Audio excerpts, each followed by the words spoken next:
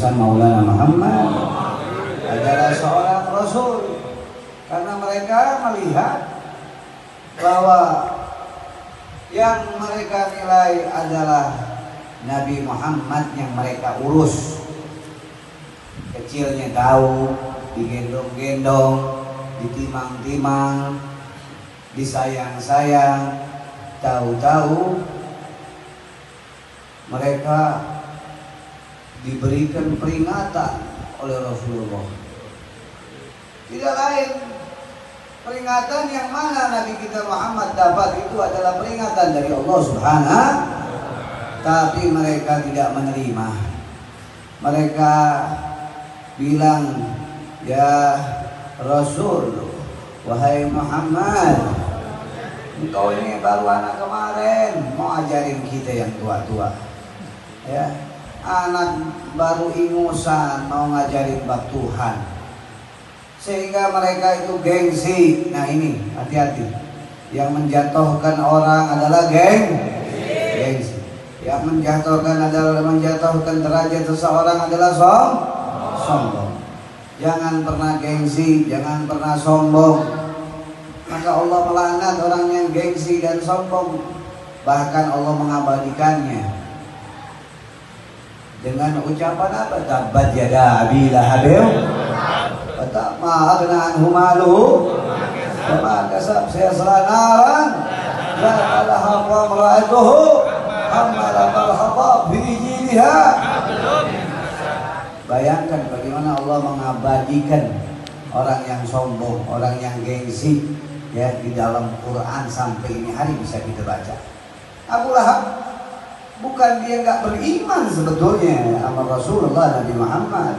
Dia tahu ini anak adiknya yang paling disayang, bahkan berebut waktu ingin memelihara Rasulullah. Karena kalau dipelihara Nabi Muhammad, di mana salah satu didiemin Rasulullah, contoh saja Halimatus Sa'diyah. Halimatus Sa'diyah, beliau adalah ibu susunya Rasulullah. Itu Rasulullah SAW dipelihara oleh beliau 2 tahun. Dari mulai kudanya 1 sampai kudanya itu puluhan. Bahkan yang mana hartanya itu sedikit jadi banyak. Bahkan itu kampung yang kering kerontang, tidak ada air dan makanan, didatangi, diduduki, ditempati Rasulullah, maka tempat itu menjadi berkah. Ya. Mereka bukan tidak tahu Rasulullah SAW ini mulia. Mereka bukan tidak tahu bahwa Nabi Muhammad ini orang yang dicintai oleh Allah Subhanahu wa Ta'ala. Akan tetapi yang menghancurkan mereka adalah gengsi mereka sendiri. Mereka nggak mau akui bahwa Nabi Muhammad adalah utusan Allah. Dia keponakan anak, dia anak yatim, anak yang urusin, kecilnya anak gendong-gendong. Kenapa jadi tahu-tahu dia ngaku-ngaku Rasul? Nih, gengsi inilah yang menghancurkan orang-orang kaum kufar Quraisy. Di antaranya tadi saya sebut adalah Abu Lahab, Abu Jahal, dan lain-lain daripada teman-teman mereka. Ya. Nah, karena kencangnya intimidasi kepada Rasulullah sehingga Rasulullah ingin dibunuh, ya, Rasulullah diancam ingin dihilangkan nyawanya, maka Rasulullah SAW menyuruh Sayyidina Ali bin Abi Thalib. Siapa Sayyidina Ali bin Abi Thalib? Hah? Ada yang tahu di sini? Siapa Sayyidina Ali bin Abi Thalib? Hah? Beliau selain sahabat Rasulullah, beliau adalah keponakan, di sana ya, sepupunya Nabi Muhammad, ya, dan menantunya Rasulullah. Coba ente bayangin, musuh lagi mau bunuh dan siap untuk membunuh Rasulullah, mereka kumpulkan semua geng-geng. Kalau sekarang bilangnya geng, kalau dulu gobilah, ya. Kalau sekarang modelnya ada apa namanya, bukan saya geng sih. Ya pokoknya geng-geng ya, ada geng A, B, C, D. Pokoknya di geng-geng dibilang, pokoknya biar nggak ketahuan, kita bunuh bareng-bareng. Jadi nggak ketahuan siapa yang bunuh, geng A atau geng B. Pokoknya kita gerbek ke rumah Rasulullah, kita langsung bunuh Muhammad. Tapi Rasulullah Shallallahu Alaihi Wasallam ya digantikan tempat tidurnya oleh Sayyidina Ali bin Abi Thalib. Digantikan. Rasulullah keluar dengan siapa sahabat beliau? Sayyidina Abu Bakar Siddiq. Sebelum keluar kan di depan rumah banyak nih orang, dikelilingi udah Rasulullah sama geng-geng tadi rumahnya, ya dikelilingin udah, rumahnya dikelilingin, udah siap mau bunuh. Turun ayat apa bunyinya? Wa min baini aydihim saddam wa min khalfihim saddam fa arsaynahum fahum la yubsirun. Pada tidur dia tuh, ngantuk, wah dia ngantuk, dia tidur. Akhirnya Rasulullah lolos dari geng-geng tersebut, ya. Akhirnya Rasulullah menuju ke Madinah, ini ringkas aja ceritanya, menuju ke Madinah. Apa yang terjadi di Madinah? Nah inilah yang disebut dengan hijrahnya Nabi kita Maulana Muhammad. Ya ringkas aja. Apa yang terjadi?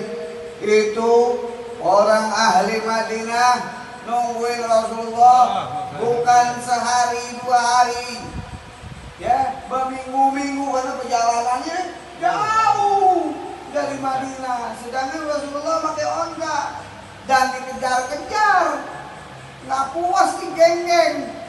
Kata geng-geng, waduh isinya Sayyidina Ali nih, pasti sadar ketipu kita, cari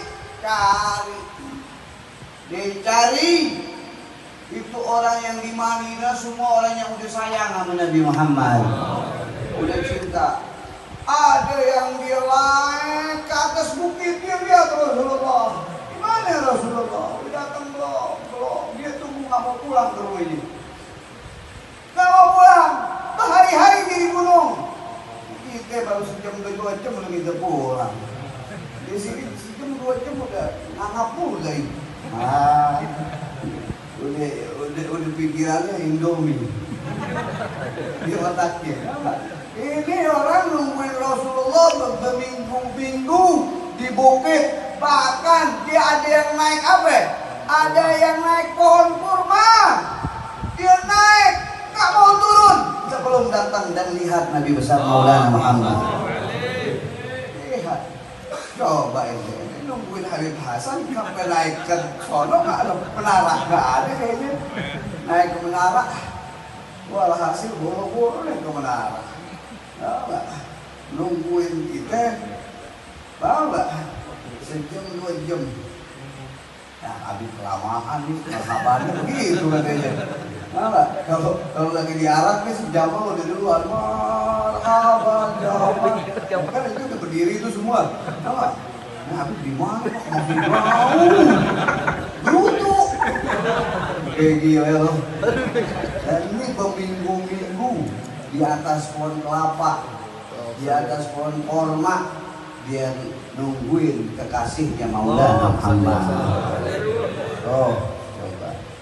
Dan setelah terjadi datangnya Rasulullah, mereka yang tua, mereka yang muda, bahkan bayi yang masih disusui oleh ibunya keluar, "Hai nak, mari kita lihat kekasih kita Maulana Muhammad." Lihat si bayi yang baru merah, baru lahir, dia keluarin sama ibunya panas-panasan, semata-mata ingin sambut kekasih Allah Nabi besar Maulana Muhammad. mereka puji dengan pujian yang luar biasa. Padahal badru alaina min zaniyatil wada wajaba syukru alaina bada'al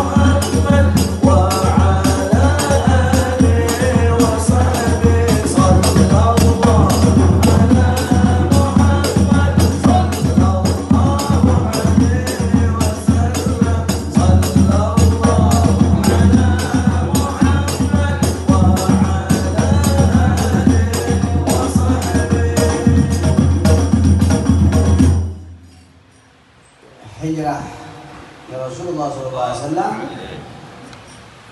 menjadikan orang-orang yang sombong, bangga diri, ujub, ria, dan punya penyakit hati itu hancur. Ya, yang musuhin Rasulullah sedikit, tapi yang cintai Rasulullah seluruh dunia. Lihat bagaimana pembalasannya Allah Subhanahu wa taala. Yang muslim memang orang-orang besar, orang-orang wah luar biasa. Tapi lihat Allah Ta'ala suruh hijrah Rasulullah. Balik hijrahnya Rasulullah, puluhan juta manusia cinta kepada Nabi besar Maulana Muhammad. Sampai ini hari paling banyaknya umat adalah umatnya Nabi besar Maulana Muhammad. Sendiri-dirian Rasulullah. Kita rame-rame sekarang. Kita ngucapin la ilaha illallah rame-rame. Rasulullah sendiri bisa menjadikan la ilaha illallah ini menjadi rahmatan lil alamin, menjadi rahmat buat alam semesta. Bukan hanya di Makkah saja, tetapi di seluruh dunia orang mengenal la ilaha illallah Muhammadar Rasulullah. Kita ini pintarnya sekolahnya kayak apa sih? Profesor, dokter, bisa nggak? Ilmu kita seperti Rasulullah, ya. Dikenal ahli langit, dikenal ahli bumi, dikenal ahli langit, dikenal ahli bumi. Bahkan berapa?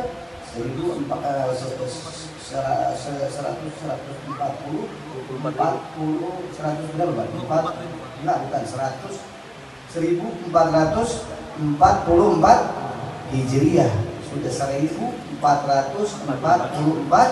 Hijriah.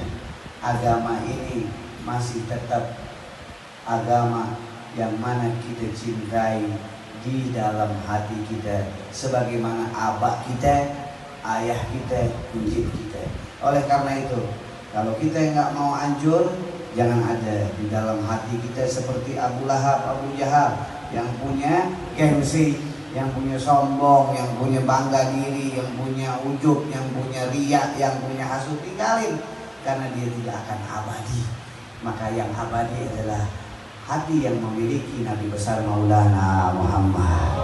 Hijrahlah di bulan ini dengan hati yang bersih, hati yang memiliki Nabi besar Maulana Muhammad, sehingga kita kembali kepada Allah dalam mencintai kekasihnya, yaitu Nabi kita Muhammad sallallahu alaihi wasallam.